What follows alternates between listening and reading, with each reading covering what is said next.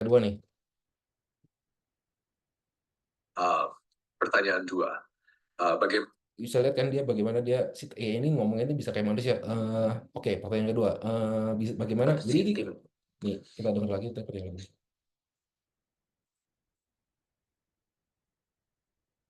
uh, Pertanyaan 2. Bagaimana Anda menangani situasi ketika ada anggota tim yang kurang berkontribusi atau mengalami kesulitan dalam menyelesaikan tugasnya? Apa langkah konkret yang biasanya Anda ambil? Nah, jadi itu adalah demo bagaimana si AI ini nanti kalau interview pakai suara. Jadi tentunya nanti ada dari sequence ini. Nanti itu ada beberapa yang pakai voice. Tentunya kalau coding exercise ada beberapa sequence yang memang harus technical question. Mungkin itu harus mengetik nanti bisa dipilih sama user. Cuma ada beberapa yang kita bisa pilih sebagai voice base. Jadi kalau voice base tadi seperti tadi ya si AI-nya bisa ngomong. Itu si AI-nya juga ngomongnya bisa tadi bahasa Indonesia ya kita saya demoinnya. Nah, bahasa Indonesia juga oke ya. Dia cara ngomongnya juga benar-benar bukan kayak robot yang standar yang kayak ngomong robot banget. Enggak, dia kayak tadi kita bisa dengar dia ada jeda kayak pertanyaan kedua, bagaimana Anda bisa dia juga ada intonasinya itu si AI-nya bisa lakukan. Jadi itu juga pertanyaan si AI generate sendiri. Jadi dia bikin pertanyaan, dia dapat ya kan jawaban, dia bikin lagi pertanyaan, dijawab lagi sampai sampai number of questions-nya beres ya. Nah, tadi jadi kira-kira untuk AI interview itu bisa seperti itu ya. Jadi teknologi udah maju. Nah, cuman memang tadi saya bilang ya, kenapa kita harus konfigurasi sequence-nya? Karena contoh kayak si coding exercise ini ya kan, sorry. Leadership dan teamwork deh misalnya. Misalnya creativity dan innovation. Misalnya kita ngomongin creative innovation. Apa sih yang mau ditangkap dari creativity dan innovation? Karena kan nanti ujung-ujungnya adalah scoring. Nah, itu makanya tadi di awal itu kita pas buat sequence kita harus define si leadership dan leadership dan creativity dan innovation itu goals-nya apa sih yang jadi winning factors. Jadi kita define kita ini mau nyari apa sih dari ini orang dari sequence ini. Kita mau nyari poin dia itu apa. Ada nggak disqualifying factors misalnya disqualifying factors contoh misalnya dia terindikasi kalau ini anak malas dari jawabannya ya itu tuh bisa jadi kita input nanti disqualifying terindikasi malas gitu kan kalau nggak ya bisa generate juga by AI. Nah itu jadi nanti dari jawaban itu si AI akan memberikan satu angka nilai ya dia akan nge-refer saat dia memberikan nilai per sequence dia akan nge-refer apa sih goals in sequence ini apa sih winning factorsnya apa sih disqualifying factorsnya lalu dinilai itu jawaban yang dikasih sama kandidat seberapa nilainya gitu. Nah, itu adalah AI interview. Nah, nanti hasilnya seperti apa? Jadi hasil AI interviewnya itu, sorry. Ceritakan pengalaman Anda dalam memimpin. Jadi hasil interviewnya itu nanti seperti ini. Jadi tergantung sequence saya. Jadi beda sequence nanti beda tampilan. Cuma nih contoh nanti muncul expected salary, strong qualities dia apa, weak qualities dia apa, reason to hire dia apa, technical question dia berapa, apa aja, jawabannya apa, skornya berapa. Jadi in the end itu ini sebenarnya jadi ini sequence-sequence nih, work evaluation, technical question, personality question ini sequence. Lalu kita terakhir dapat namanya suitability score. Jadi tiap situ dikasih nilai. Dia kasih suitability score itu adalah nilai rumusan dari sequence-sequence yang tadi dibuat, yang udah diisi, udah diselesaikan itu nilainya berapa sih sebenarnya? Jadi kalau tadi kita ada CV scoring, sekarang ada interview scoring. Seberapa suitable kandidat ini ya untuk dari hasil interview ya dikasih suitability scoring. Suitability scoring nanti akan dikalibrasi dengan CV scoring untuk dapat namanya final score nilai akhir ya. Jadi di sini itu eh, selain suitable scoring juga dia ada namanya grammar vocabulary score sama AI probability. Jadi ada menilai juga dia vocabulary-nya. Dia bahasa misalnya kita cari bahasa Inggris terutama ya atau bahasa yang luar negeri. Dia grammar-nya bagus gak, vocabulary-nya bagus gak. Nanti pas di voice, kita voice ataupun chat dia bisa detect tuh. Oh, dia ini banyak salah di grammar, banyak salah di voice ya kan.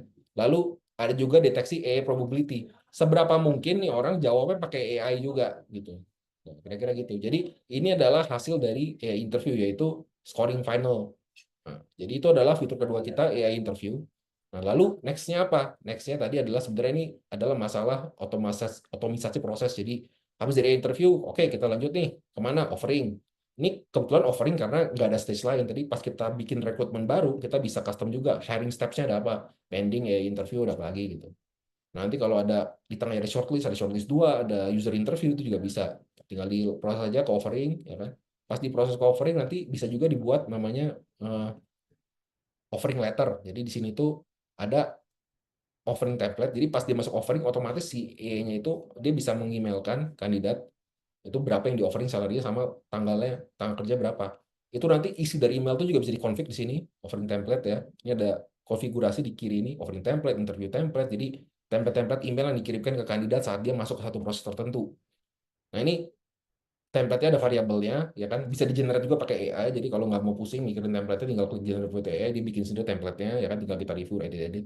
Nah, jadi kita coba bagaimana setiap proses dari rekrutmen ini kita coba otomisasiin pakai si AI inilah. Cuman memang fitur utama kita itu kita fokusnya itu di uh, ini the AI uh, CV screening, scoring, dan juga AI interview. Nah, kira-kira mungkin kalau dari demo itu aja. Nah, mungkin jadi saya cerita sedikit lagi tentang